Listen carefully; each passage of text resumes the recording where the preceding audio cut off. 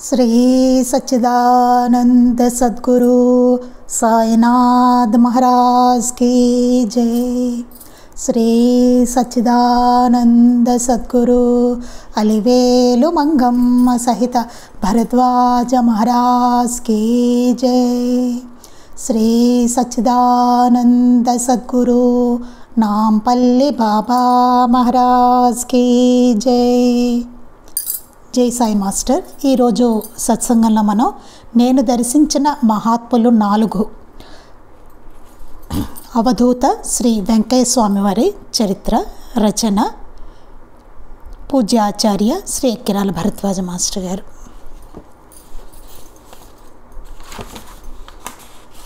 ఈరోజు మనం వెంకయ్య స్వామి వారి చరిత్ర మనం చదువుకుంటున్నాము. నేను దర్శించిన మహాత్ములు 4. ఓం సమర్థ సద్గురు సాయినాథాయ నమః. ముందు మాట. ఇది పెసల సుబ్బరామయ్య గారు అనే మాస్టర్ గారి భక్తులకు ఆయన రాశారు ముందు మాట. ఎందుకు ఆయన రాశారంటే ఆయన వెంకయ్య స్వామి మాస్టర్ గారు చెప్పగా వెంకయ్య స్వామి వారి దగ్గరికి వెళ్ళి దర్శనం చేసుకుని ఆయన అనుగ్రహాన్ని పొందారనమాట, సేవించుకున్నారు. చాలా సంవత్సరాలు వెంకయ్య స్వామి అంటే మాస్టర్ గారు ఆయన్ని పంపించారు వెంకయ్య స్వామి గారి దగ్గరికి. అందుకని ఆయన కొన్ని లీలలు వెంకయ్య స్వామి గారి లీలలు సేకరించి ఆయన్ని తీసుకొచ్చి మాస్టర్ గారికి అందించారనమాట ఈ రచన కోసం. అందుకని ముందు మాట వారు రాయడం జరిగింది. ఓం సమర్థ సద్గురు సాయినాథాయ నమః. ముందు మాట. ఒకసారి సాయిబాబా జీవిత చరిత్ర పారాయణ చేస్తుంటే నేను స్వామి వద్దకు వెళ్ళినట్టు స్వప్నం వచ్చింది. ఒకసారి పెసల సుబ్బరామయ్య గారు సాయిబాబా జీవిత చరిత్ర పారాయణ చేస్తున్నారట. అంటే సాయి లీలామృతం మాస్టర్ గారు రాసిన సాయి లీలామృతాన్ని పారాయణ చేస్తుంటే ఆయనట స్వామి వద్దకు వెళ్ళినట్టుగా స్వప్నం వచ్చిందట. అంటే వెంకయ్య స్వామి గారి దగ్గరికి. నేను స్వామివారినే పూజించాలని సాయి సందేశమా అని పూజ్య భరద్వాజ మాస్టర్ గారిని అడిగితే ఇప్పుడేమీ తొందర లేదు, ఆ సందేశం ఏమిటో కాలమే చెబుతుంది అన్నారు. ఆయనకి డౌట్ వచ్చిందట, నేను వెంకయ్య స్వామి వారినే పూజించాలనేది బాబా సందేశమేమో అని మాస్టర్ గారిని అడిగారట. అడిగితే మాస్టర్ గారు చెప్పారట, ఇప్పుడేం తొందర లేదు, నీకు ఇప్పుడే ఏం తొందర లేదు, ఆ సందేశం ఏమిటో కాలం నిర్ణయిస్తుంది. కొంత టైం జరిగిన తర్వాత ఆ టైం మనకి నీకు నిర్ణయిస్తుంది కాలమే అన్నారట.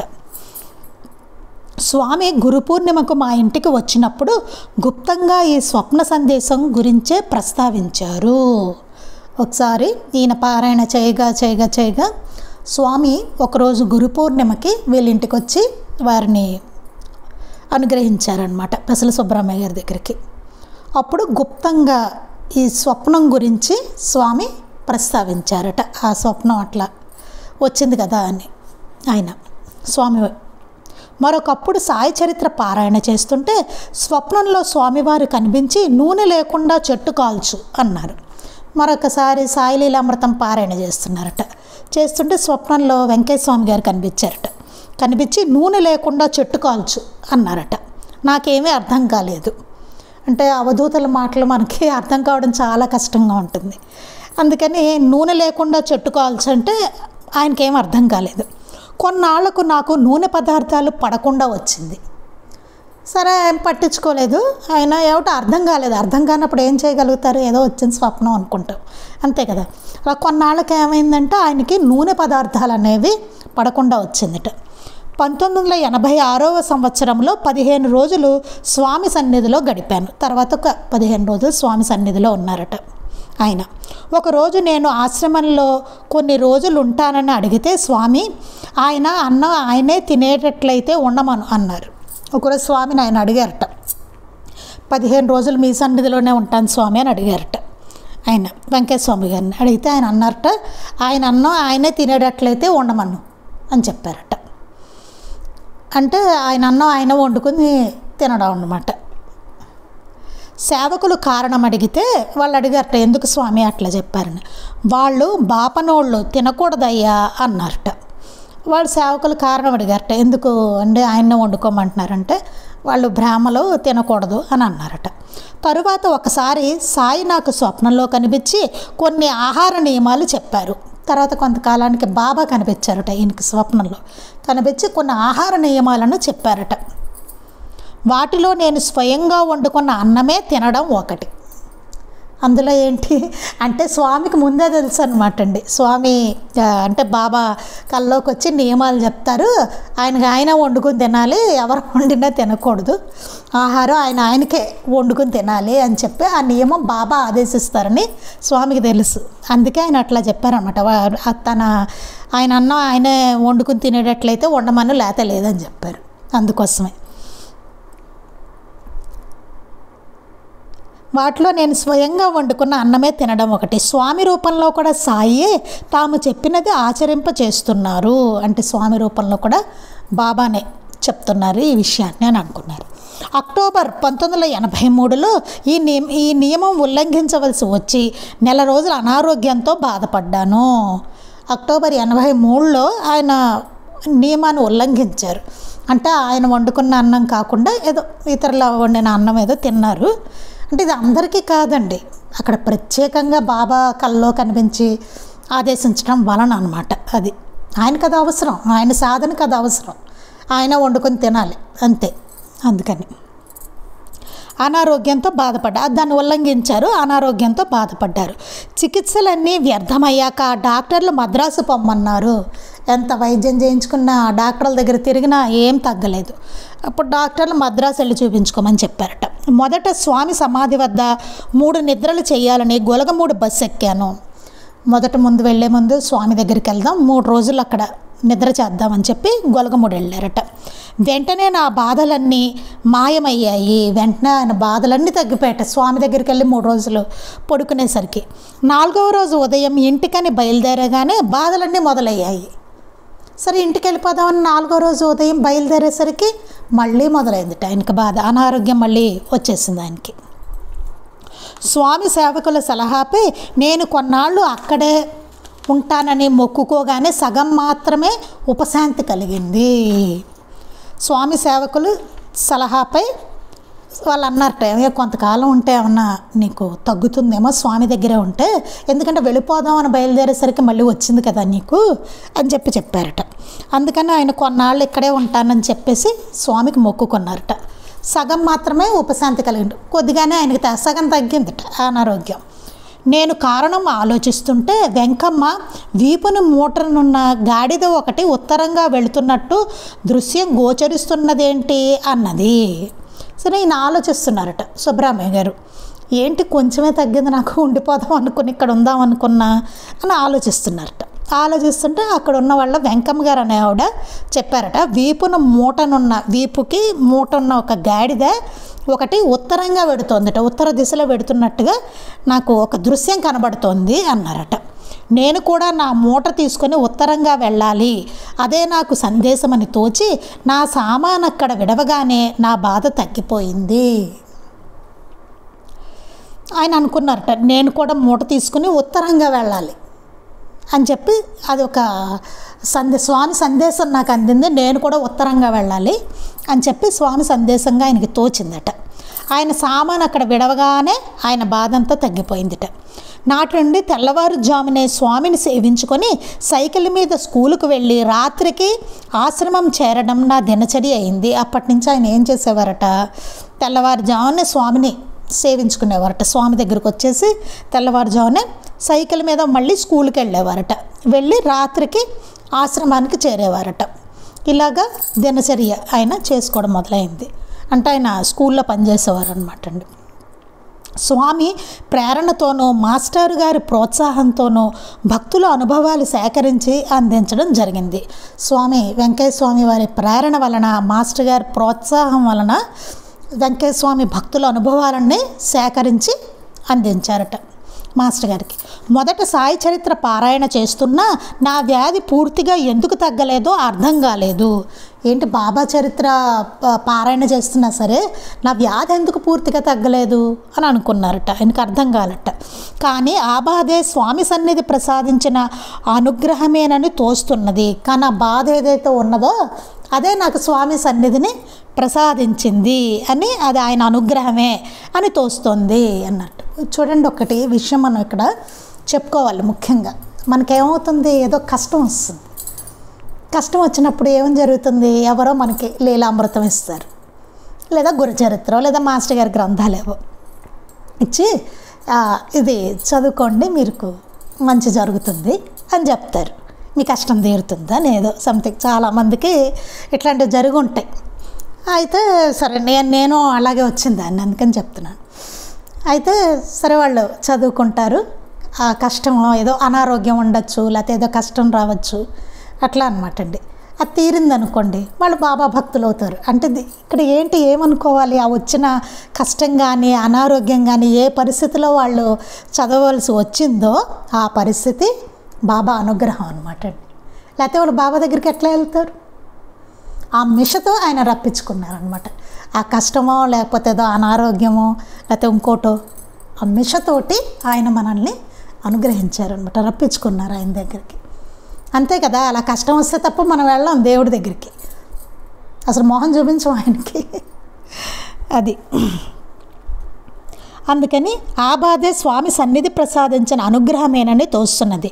స్వామి సన్నిధి ప్రసాదించిన శ్రీ సద్గురు సాయినాథునికి, ఈ సత్కార్యానికి ప్రేరణనిచ్చిన శ్రీ స్వామికి, తమ అనుభవాలు అందించిన భక్తులకు, దీనిని పారాయణ చేసి తరించిన సాటివారిని తరింపజేసేవారికి శ్రీ సాయి లీలామృతం, శ్రీ గురుచరిత్రల ద్వారా నాకు దైవచింతన, సద్గురు సేవ లభించేలా చేసి నేను అందజేసిన ఈ భక్తుల అనుభవాలను ఈ గ్రంథంగా వ్రాసిన పూజ్యశ్రీ ఆచార్య ఎక్కిరాల భరద్వాజ మాస్టర్ గారికి, ఈ బృహత్తర కార్యంలో వారికి ఎంతగానో సహకరించిన వారి శ్రీమతి ఎక్కిరాల అలివేలు మంగ తాయారు గారికి, శుద్ధమైన వ్రాతప్రతి సిద్ధం చేసి ఇచ్చిన సోదరులకు, ఈ గ్రంథముద్రణకు పూనుకున్న శ్రీ గురుపాదుక పబ్లికేషన్స్ వారికి నా కృతజ్ఞతాభివందనములు. ఆయన కృతజ్ఞతలు చెప్పుకుంటున్నారు. ఏమనంటే స్వామి సన్నిధిని ప్రసాదించిన బాబాకి, సాయినాథుడికి, ఈ సత్కార్యానికి ప్రేరణనిచ్చిన ఈ మంచి పనికి, అంటే ఆయన అనుభవాలు, వెంకయ్య స్వామి గారి అనుభవాలు సేకరించడం అనే సత్కార్యానికి ప్రేరణ ఇచ్చిన స్వామికి, తమ అనుభవాలు అందించిన భక్తులకి, అనుభవాలన్నీ ఆయనకి చెప్పి ఈ గ్రంథంలో ప్రచురించడానికి సహకరించిన వాళ్ళందరికీ, భక్తులకు, దీనిని పారాయణ చేసి తరించిన సాటివారిని తరింపజేసేవారికి, దీన్ని పారాయణ చేసి మనం తరించిన వాళ్ళు అనమాట, దాన్ని పారాయణ చేసిన వాడు, సాటివారిని తరింపజేసిన వారికి ఆ గ్రంథం ఇచ్చి, వెంకటేశ్వర చరిత్ర ఇచ్చి మిగతా వాళ్ళకి అందించడం అనమాట. దాన్ని అలా తరింపజేసిన వారికి శ్రీ సాయి లీలామృతము, శ్రీ గురుచరిత్రల ద్వారా నాకు దైవచింతన, సద్గురు సేవ లభించేలా చేసి నేను అందజేసిన ఈ భక్తుల అనుభవాలను ఈ గ్రంథంగా వ్రాసిన పూజ్యశ్రీ ఆచార్య ఎక్కిరాల భరద్వాజ మాస్టర్ గారికి, అంటే లీలామృతము, గురుచరిత్ర ద్వారా దైవచింతన, ఆయనకి భగవంతుడి పట్ల విశ్వాసాన్ని, నమ్మకాన్ని అదంతా కలిగించిన, సద్గురు సేవ లభించేలా చేసిన, ఇంకా నేను అందించిన ఈ భక్తుల యొక్క అనుభవాలను ఈ గ్రంథంగా వ్రాసి, అంటే ఈయన అందించిన వాటిని మాస్టర్ గారు ఈ గ్రంథంలో పొందుపరిచారనమాట. మాస్టర్ గారికి, ఆచార్య ఎక్కిరాల భరద్వాజ మాస్టర్ గారికి, అంటే మాస్టర్ కృతజ్ఞతలు తెలుపుకుంటున్నారు అందరికీ. ఈ బృహత్తర కార్యంలో వారికి ఎంతగానో సహకరించిన వారి శ్రీమతి ఎక్కిరాల అలివేలు మంగ తాయారమ్మ గారికి, అంటే ఈ బృహత్తర కార్యంలో, అంటే స్వామి ఈ గ్రంథం రాయడంలో మాస్టర్ గారికి ఎంతో సహకరించిన వారి శ్రీమతి ఎక్కిరాల అలివేలు మంగమ్మ తాయారు గారికి, అమ్మగారండి ఎప్పుడు మాస్టర్ గారి గ్రంథాలన్నిటికీ వెనకాల అమ్మగారి చెయ్యి ఉండేది, ఎప్పుడు అమ్మగారి హస్తం ఉండేది. అది మనకి తెలియదు ఆ విషయం, నాకు రీసెంట్గా తెలిసింది. మాస్టర్ గారి గ్రంథాలన్నిటికీ ఈ ప్రూఫ్లు చూడడం కానీ, ఏమన్నా కొన్ని మనకి లీలామృతం అయితే కొన్ని వర్డ్స్ కూడా అమ్మగారు పెట్టారట దాంట్లో, అలాంటివి. ఇప్పుడు చూడండి, సాంగత్య, దుస్సాంగత్యం, ఇట్లాంటివన్నీ వర్డ్స్ అమ్మగారు రాశారటండి. అది నాకు కూడా బాబుగారు చెప్పడం వల్ల తెలిసింది. ఎప్పుడో అడిగాను ఉదాహరణ ఏంటండి అని అంటే అదొకటి ఉదాహరణగా చెప్పారు. అలా కొన్ని అమ్మగారు చేశారట. ప్రూఫ్ ఇవన్నీ చేసేవారట, ప్రూఫ్ రీడింగ్ ఇవన్నీ ఉంటాయి కదా, కాస్త ఎడిటింగ్లు ఇట్లాంటివన్నీ అమ్మగారు చేసేవారటండి. ఇంకా ఏం చెప్తున్నారంటే, శుద్ధమైన వ్రాతప్రతి సిద్ధం చేసి ఇచ్చిన సోదరులకు, ఈ గ్రంథ ముద్రణకు పూనుకున్న శ్రీ గురుపాదుక పబ్లికేషన్స్ వారికి నా కృతజ్ఞతాభినందనలు. P Subbaramaiah, care of Shri Purnashramam, Golagamudi. అది ఇక్కడికి అయ్యిందండి. ముందు మాట అయ్యింది. ఈయన ఎందుకు రాశారంటే అవి సేకరించి ఇచ్చారు కదా, అందుకని మాస్టర్ గారికి ఆయన ముందు మాట రాసుకున్నారు. మాస్టర్ గారి అనుగ్రహంతో ఆయనకి స్వామి సేవ లభించిందనమాట అండి, మాస్టర్ గారు పంపడం వలన. అది నెక్స్ట్ 1వ అధ్యాయం అండి. శ్రీ అవధూతాయ నమః. అధ్యాయం 1, సాధనా రహస్యము. ఎక్కువ ప్రాధాన్యం ఐహికానికి ఇవ్వాలా? ఇదంతా ఇంకా మాస్టర్ గారు రాసిందేనండి. ఇంకా ఎక్కువ ప్రాధాన్యం ఐహికానికి ఇవ్వాలా లేక పరమార్థానికి ఇవ్వాలా అనే ప్రశ్న జీవితంలో ఆస్తికులందరికీ కలుగుతుంది. మనకు అనిపిస్తూ ఉంటుంది, సరే బాబా పరిచయం అయ్యారు, బాగుంది, అంత మనకి బాగుంది, పారాయణ చేసుకుంటున్నాం, సత్సంగం చేసుకుంటున్నాం, అంత బాగుంది. కానీ మనకు అనిపిస్తూ ఉంటుంది, మనకి దేనికి మనం ఇంపార్టెన్స్ ఇవ్వాలి? ఐహికానికి ఇవ్వాలా, పారమార్థికానికి ఇవ్వాలా అని అనిపిస్తుంది. ఐహికం అంటే మనం రోజు మనం మునిగిపోయి చేసుకుంటూ ఉంటాం కదా, ఈ మెటీరియలిస్టిక్ లైఫ్, దీనికి ఇవ్వాలా లేక పరమార్థానికి, స్పిరిచువాలిటీకి ఇవ్వాలా అనే ప్రశ్న జీవితంలో ఆస్తికులందరికీ కలుగుతుంది, మనందరికీ కలుగుతుంది.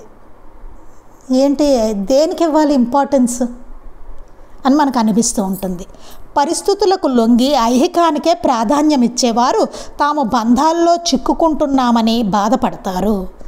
కానీ ఏమవుతుంది, కుదరని పరిస్థితి వచ్చేసి మనకేంటంటే బాధ్యతలు ఇవి ఉంటాయి కదా, రెస్పాన్సిబిలిటీస్ ఉంటాయి, ఏదో పనులు ఉంటాయి, మనం జీవితం పట్ల తీసుకోవాల్సిన నిర్ణయాలు ఉంటాయి, అంతే కదా. సామాన్యులందరూ ఇందులోనే, ఈ ఉచ్చులోనే బిగుసుకుపోయి ఉంటాం మనం అందరం.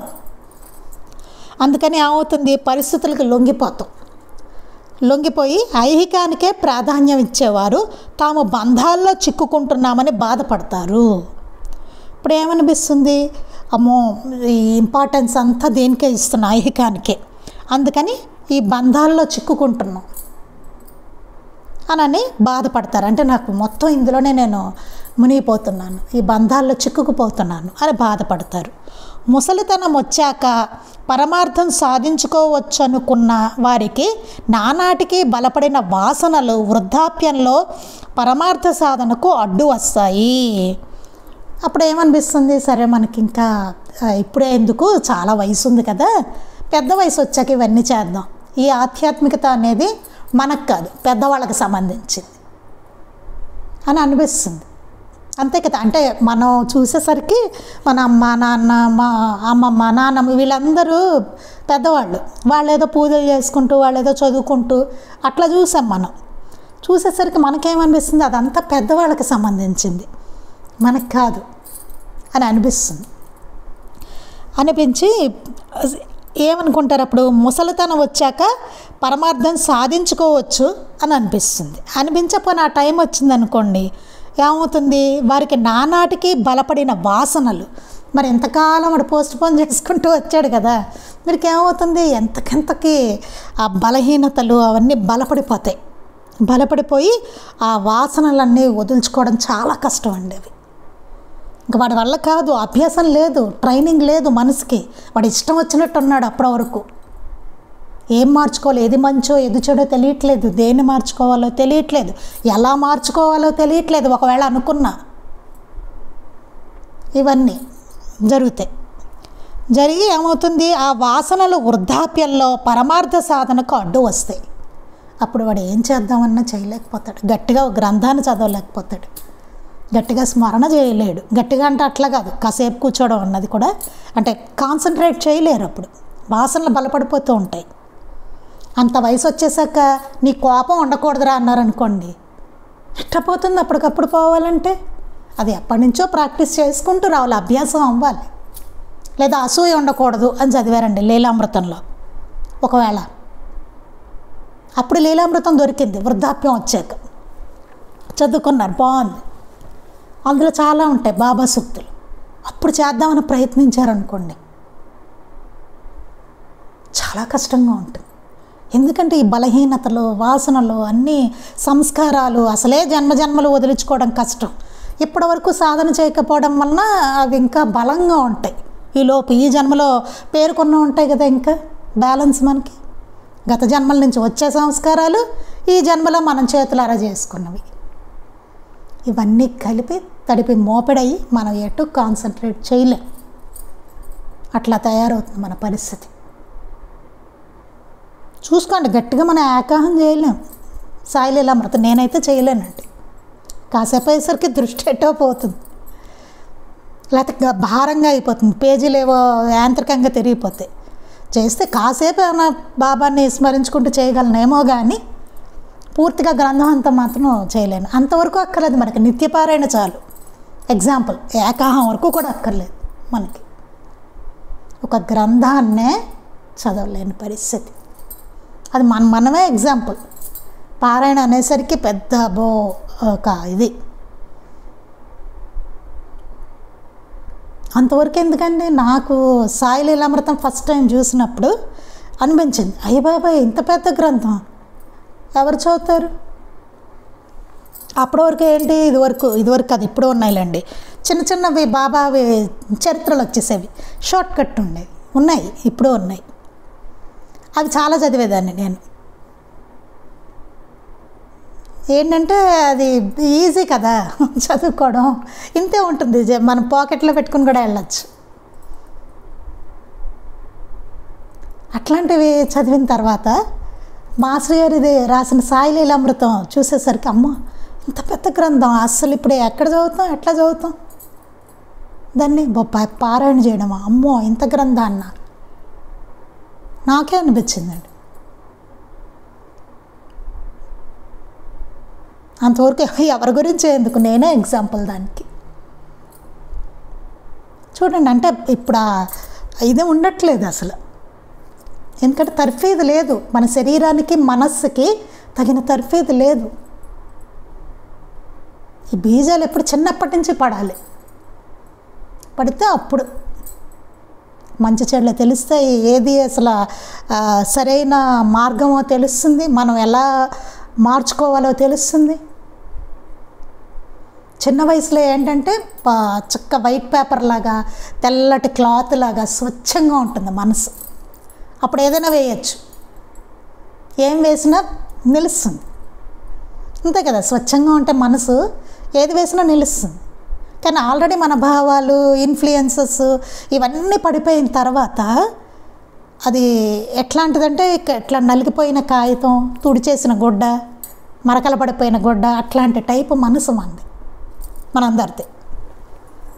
ఏమో ఎవరైనా ఉన్నారేమో చిన్నప్పటి నుంచి అలాగ ఉన్నవాళ్ళు స్పిరిచువల్గా, నాకు తెలియదు. కానీ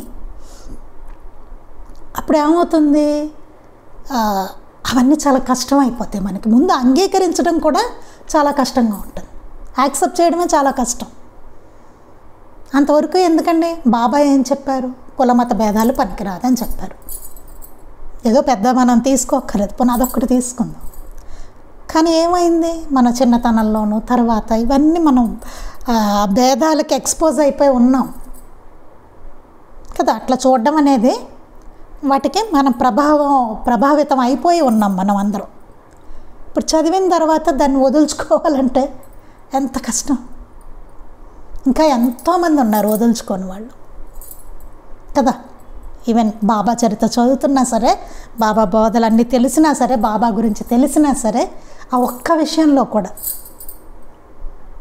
కులమత భేదాల పనికి పక్కన ఎవడైనా వేరే వాళ్ళు వచ్చారంటేనే పక్కింట్లో భరించలేని పరిస్థితి. వాడెవడో వీడొచ్చాడేమిటో, ఇవన్నీ నిజంగా కదా. అందరం మనం ఒకటే, అందరం మనుషులమే అనుకునే సౌభ్రాతృత్వం ఎక్కడి నుంచి వస్తుంది అప్పుడు? మరి ఇప్పటికే ఉన్నాయి కదా మత కలహాలు బ్రహ్మాండంగా. ఏనాడు సాయి వచ్చారు, మరి ఇప్పటికి ఎలా ఉండాలి అసలు? ఎందుకని ఆ ఫౌండేషన్ లేదు మనకి. ఈ వయసు వచ్చాక మొదలెడితే ఎలాగా ఎప్పటికీ? అయితే ఏదో ఆ గ్రంథం చదువుకున్న పుణ్యం వస్తుంది, ఏదో అంటే పూర్తిగా మానేసే కన్నా అంతవరకు అన్నమాట. అంతవరకు మంచిది. వేరే పనులు చేయకుండా చదువుకుంటూ ఉంటాం. అది అందుకని నానాటికి బలపడిన వాసనలు వృద్ధాప్యంలో పరమార్థ సాధనకు అడ్డు వస్తాయి. ఏం చేద్దామన్నా వాసనలు, బలహీనతలు ఇవన్నీ మనకు అడ్డొస్తూ ఉంటాయి అన్నమాట. మొదటి నుండే పరమార్థానికి ప్రాముఖ్యమివ్వజూసేవారు తమ లౌకిక బాధ్యతలు మరచి బాధలకు గురి అయి భార్యాబిడ్డలు అడ్డమొస్తున్నారని భ్రమిస్తారు. ఇది ఒక కేటగిరీ. అక్కడికి ఇందాక చెప్పుకున్నది మనం వృద్ధాప్యం వచ్చాక మొదలెడదామంటే ఇది ఇంకో కేటగిరీ చెప్తున్నారు. ఇక్కడ చూడండి, మొదటి నుండే పరమార్థానికి ప్రాముఖ్యం ఇవ్వజూసేవారు. ఫస్ట్ నుంచి వాళ్ళు మేము భగవంతుడిని పూజిస్తాము, ఆ మార్గంలో వెడతాము, ఇట్లా ఏదో ప్రాముఖ్యం ఇద్దామని చూసేవాళ్ళు అనుకుంటారు కదా. అలాంటి వాళ్ళకి తమ లౌకిక బాధ్యతలు మరచి అంటే ఏం చేస్తారు, లౌకికంగా చేయవలసిన బాధ్యతలు ఉంటాయి మనకి, అవన్నీ మర్చిపోతారు. మరచి బాధలకు గురి అయ్యి అవన్నీ చేయకపోవడం వల్ల ఏమవుతుంది, బాధలు వస్తాయి. అంతే కదండి. ఇప్పుడు భార్యను పెళ్లి చేసుకున్నాడు, వాడు సరిగ్గా చూడలేదు, భార్యను పట్టించుకోవట్లేదు. అప్పుడు ఏమవుతుంది, వాడు ఏదో తపస్సు చేసుకుంటున్నాడు అనుకోండి, ధ్యానం చేసుకుంటున్నాడు అనుకోండి, 24 గంటలు భార్యను పట్టించుకోవట్లేదు, పిల్లల్ని పట్టించుకోవట్లేదు. ఏమవుతుంది, తిట్టుకుంటారు, బాధలు వస్తాయి, ఇంట్లో గోల గోల అవుతుంది. భార్యాబిడ్డలు అడ్డం వస్తున్నారని భ్రమిస్తారు. బాబా నేను సాధన చేసుకుందామంటే అడ్డొస్తున్నారు వీళ్ళు అనిపిస్తుంది. హాయిగా నేను ధ్యానం చేసుకుందామంటే పిల్లాడు ఏడుస్తున్నాడు అక్కడ. అంతే కదా, వాడు అడ్డొస్తున్నాడు అక్కడ. దీనికి ఈకే గారు అంటే అనంతకృష్ణ మాస్టర్ గారు చెప్తారనమాట.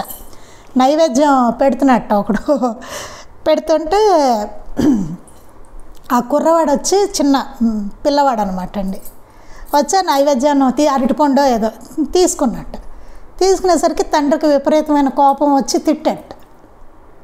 ఆ దేవుడు పెట్టిన నైవేద్యం నువ్వు తీసుకున్నా అంటే ఇంకా పెట్టలేదు, అది పెడదామని ఇట్లా పెట్టాడు, ఈ లోపల పిల్లాడు వచ్చి దాన్ని తీసేసుకున్నాడు.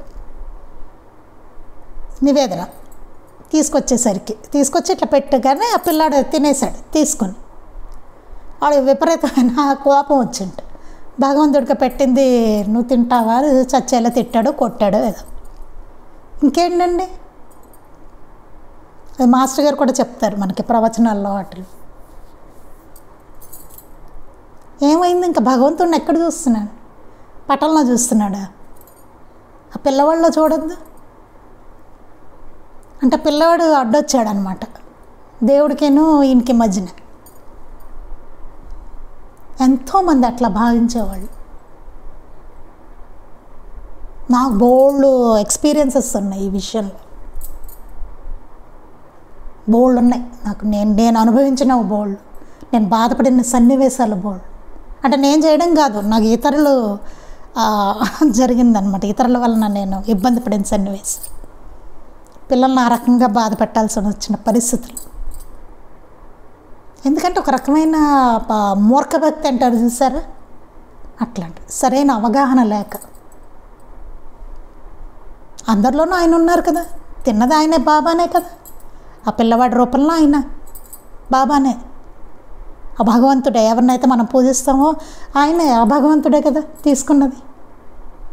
ఆ అవగాహన లేదే అక్కడ, అది అడ్డెందుకు అవుతుంది అప్పుడు అంటే సరిగ్గా లేదు, అవగాహన సరిగ్గా లేదు, ఏదో చేస్తున్నారు అంతే, ఆ బ్యాలెన్స్ లేదన్నమాట.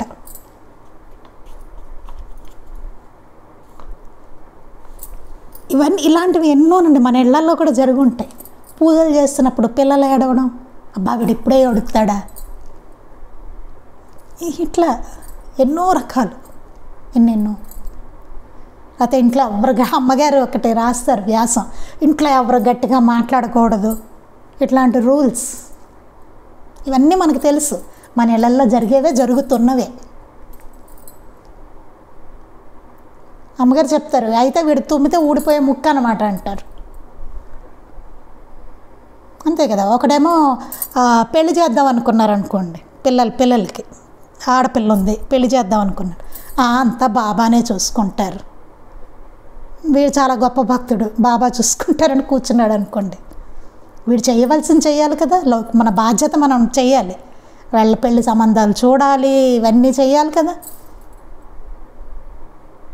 మనం చేసే పనులు ఉంటాయి, అవన్నీ చేయాలి. అంతా బాబానే చూస్తారని కూర్చున్నాడు అనుకోండి, ఎట్లా కుదురుతుంది అది? మన బాధ్యతను మనం నెరవేర్చాలి. ఇంట్లో ఎవరికో అనారోగ్యం వస్తుంది, వాళ్ళ సేవ చేయాలి, తప్పదు. ఇంట్లో పెద్దవాళ్ళకో పిల్లలకో ఏదో వస్తాయి కదా. నేను ధ్యానం చేసుకుంటాను అంటే ఎట్లా కుదురుతుంది? చేయాలి, మన బాధ్యత మనం చేయాలి. వాళ్ళకి సేవ చేయాలి, హాస్పిటల్ తీసుకెళ్ళాలి, మందులు వేయాలి, అన్న పచ్చం పెట్టాలంటే పెట్టాలి. ఇవన్నీ ఒక తల్లిగా తండ్రిగా అన్నీ చేయవలసిందే. పిల్లలకి, ఇంట్లో వృద్ధులు ఉంటే వాళ్ళకి తప్పదు ఇవన్నీ కదా. తప్పదని కాదు, మన బాధ్యత అది చెయ్యాలి. వేరు కాదు రెండు. ఆ చేస్తున్న సేవ ఎవరికి? బాబాకే కదా. వాళ్ళు బాబా స్వరూపమే కదా, అందరిలో ఉన్నది ఆయనే. ఆయన సేవగా అనుకుని చేయాలి. అక్కడ అది పాయింట్. ముందు బాధ్యత ఓకే, తర్వాత స్పిరిచువల్గా ఉన్నప్పుడు ఏంటి? ఆయన సేవగా చేయడం, చేసేది. ఇట్లా ఏమవుతుంది? ప్రాముఖ్యత ఇచ్చి పరమార్థానికే ప్రాముఖ్యత ఇవ్వజూచేవారు తమ లౌకిక బాధ్యతలు మరచి బాధలకు గురి అయి భార్యాబిడ్డలు అడ్డం వస్తున్నారని భ్రమిస్తారు. భార్యాబిడ్డలు నాకు అడ్డొస్తున్నారు అనుకుంటారు. అట్లా ఈ కేటగిరీ కూడా చెప్తున్నారు ఇక్కడ. వారిని క్రమశిక్షణ పేరిట హింసించడమో వైరాగ్యం పేరిట పట్టించుకోకపోవడమో చేస్తారు. చూడండి మాస్టర్ గారు అసలు ఎన్ని రకాలు ఉన్నారు అందరినీ చెప్తున్నారు. వారిని క్రమశిక్షణ పేరిట హింసించడము, డిసిప్లిన్, హింసించడం వాళ్ళని డిసిప్లిన్ పేరుతోటి. వైరాగ్యం పేరిట పట్టించుకోకపోవడము, వీడికంతా వైరాగ్యమే, ధ్యానం చేసుకుంటూ ఉంటాడు, పట్టించుకోడు. మరి పెళ్ళెందుకు చేసుకున్నాడు? పిల్లలు ఎందుకు? అట్లాంటివి చేసుకోకూడదు, పిల్లల్ని కనకూడదు, ముందు అసలు పెళ్లి చేసుకోకూడదు. ఎంత బాధాకరం కదా. అలా అయిన వాళ్ళు చాలామంది ఉన్నారండి. అంటే సరైన స్పిరిచువల్ పాత్లో వెళ్ళకపోతే చాలా ప్రమాదం అన్నమాట. కానీ మాస్టర్ గారి దగ్గర ఆ బ్యాలెన్స్ చక్కగా ఉంటుంది. ఇటు లౌకిక పారమార్థిక రెండు చక్కగా మేళవింపుతోటి ఎంతో చక్కగా ఉంటుంది. హాయిగా భద్రంగా చేరే మార్గం అది మాస్టర్ గారిది. వారిని క్రమశిక్షణ పేరిట హింసించడమో, ఇందా చెప్పాను కదా, గట్టిగా మాట్లాడకూడదు, ఇంకా ఏవో చాలా రకాలు ఉంటాయి కదా. పిల్లల్ని పొద్దున్నే లేపేసి వాళ్ళని పూజ చేస్తావా లేదా అంటే, వాడు పాప స్కూల్కి వెళ్ళాలి కదా పొద్దున్న, వాడు అదే మహా కష్టమైనది పాపం స్కూల్కి వెళ్ళడమే వాడికి. సరే తప్పదు, స్కూల్లో వేసాము, తప్పదు, వాడు పొద్దున్నే లేచి బస్సు వచ్చేస్తుంది, వెళ్ళాలి కదా. వాళ్ళ ఆవిడేమో బాక్స్ అద్దాలి అక్కడ, ఆవిడ పూజ చేస్తూ కూర్చోలేదు కదా పొద్దున్నే. ఇవి ఎన్ని ఉంటాయండి. ఇట్లాంటి రూల్స్ పెట్టారనుకోండి ఎంత కష్టం. మాస్టర్ గారు ఎప్పుడు అసలు ఇబ్బంది పెట్టడం అనేది ఉండేది కాదు పిల్లల్ని కూడానండి. ఇప్పుడు ఆరోజు జరుగుతుంది అనుకోండి, ఖచ్చితంగా ఉండాలని ఇట్లాంటి పిల్లలకి అసలు అట్లాంటి రూల్స్ లేవు. వాళ్ళకి హాయిగా ఆడుకొని ఇచ్చేవారు వాళ్ళని, తర్వాత ప్రసాదం పెట్టేవారు అంతే. మనకి సత్సంగం భజన గ్రంథంలో కూడా ఉంటుంది, కూర్చోలేని పిల్లల్ని వద్దని చెప్తారు మాస్టర్ గారు. వాళ్ళు ఆడుకొని ఇవ్వాలి, బయట ఆడుకుంటారు హాయిగా. ఆ వయసులో ఆడుకోవాలి కదా వాళ్ళు, హాయిగా ఆడుకుంటారు వాళ్ళు. తర్వాత వచ్చిన తర్వాత నమస్కారం పెట్టించి ప్రసాదం ఇవ్వడం.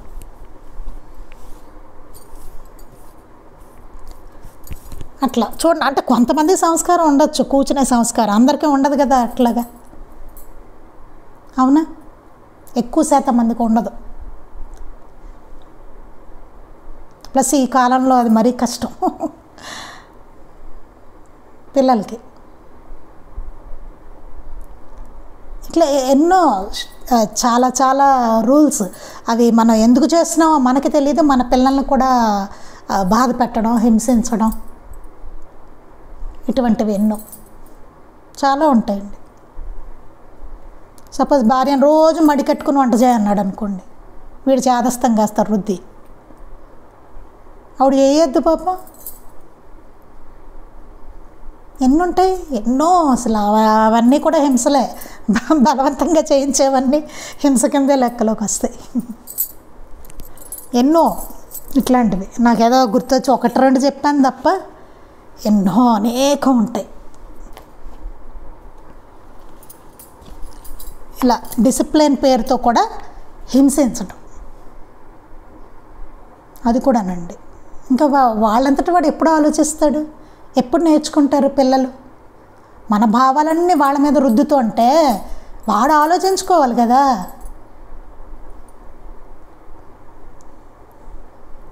ఉపనయనం అండి, మాస్టర్ గారు ఆయనకి లేదు పెద్దగా ఆయనకి చేసుకోవాలని మాస్టర్ గారికి. కాకపోతే తర్వాత ఆయన ఆలోచించుకున్నారు, అసలే ఏముందో అందులో చూద్దాం అనేసి చేసుకుంటానన్నారట. ఏముందో చూద్దామని చేసుకుంటానన్నారట. అంటే ఆయనకి అన్వేషించుకుంటూ వచ్చారు ప్రతిదాన్ని. నేను వారి నాన్నగారు అట్లా పెంచారు, వారి నిర్ణయాలు వాళ్ళు తీసుకునేలాగాను,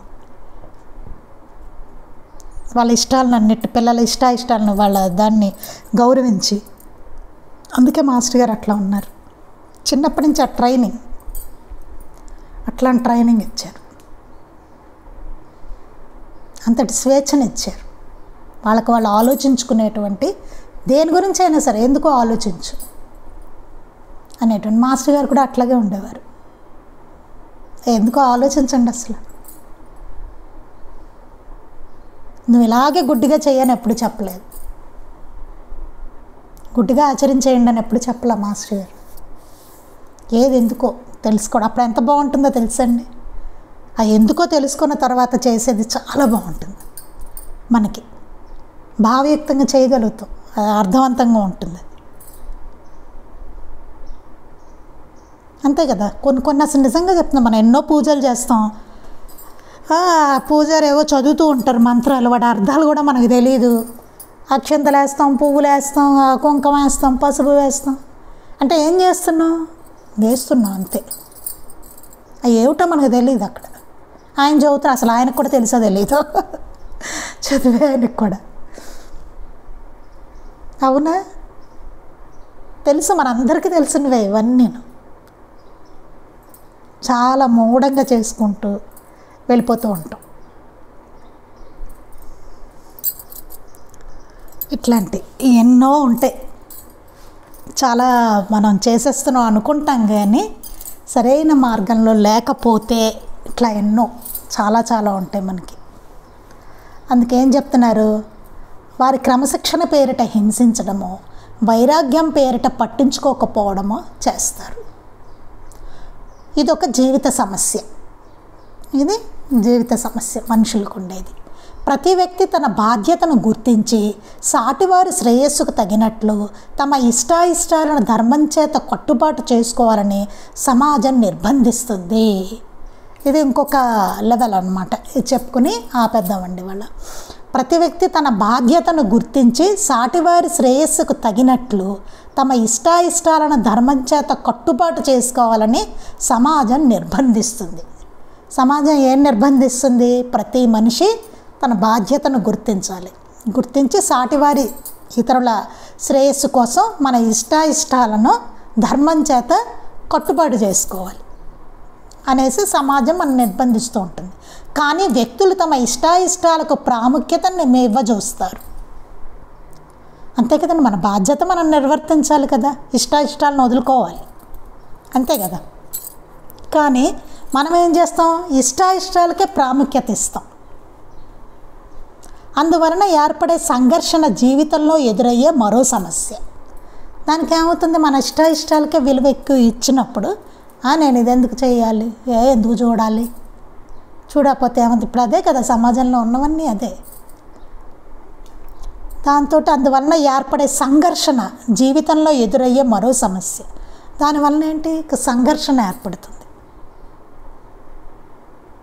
దేనికి అసలు కరెక్ట్గా మనకి తెలియదు.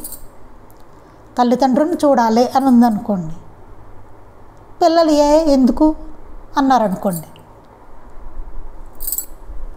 ఎందుకు అంటే ఇట్లాంటివి ఎన్నో ఉంటాయి. వెంటనే మనం అంటాం కదా, ఇదేంటి తల్లిదండ్రులు చూసుకోవడం వాడు అంటాం. వీళ్ళేమో ఎందుకు చూడాలి, మాకు ఇష్టం లేదు, మేము చూడం,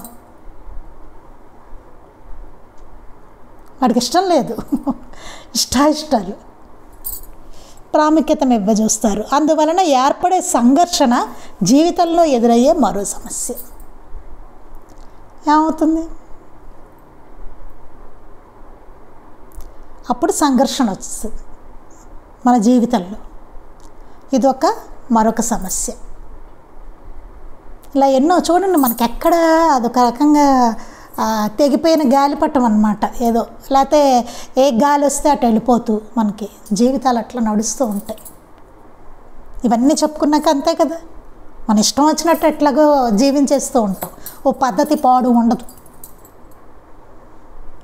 అంతే కదా. జీవితం ఎట్లా జీవించాలో కూడా మనకు తెలియదు, ఎలా ఉండాలో కూడా మనకు తెలియదు. ఇది సమస్య మనకి. అంటే ఏంటంటే, ఇటు లౌకిక జీవితము సరిగ్గా లేదు మనకి, ఇటు పారమార్థిక జీవితము సరిగ్గా లేదే, రెండూ లేవు. ఏవైపు మనకి సరిగ్గా లేదు మన జీవితం చూసుకుంటే క్లియర్గా కదా. ఇచ్చేస్తే దానికి అడ్డొస్తుంది, అది చేస్తే దీనికి అడ్డొస్తుంది అనుకుంటాం. ఆ బ్యాలెన్స్ లేదు మనకి, ఒక్కటి సరిగ్గా చేయలేం మనం. ఇది మన పరిస్థితి. ఈ కాలంలో మన పరిస్థితి అట్లా ఉంది. అదే ఇంకా ఏం చెప్పారో మాస్టర్ గారు రేపు మనం చెప్పుకుందామండి. శ్రీ సచ్చిదానంద సద్గురు సాయినాథ్ మహారాజ్ కీ జై. శ్రీ సచ్చిదానంద సద్గురు అలివేలు మంగమ్మ సహిత భరద్వాజ మహారాజ్ కీ జై.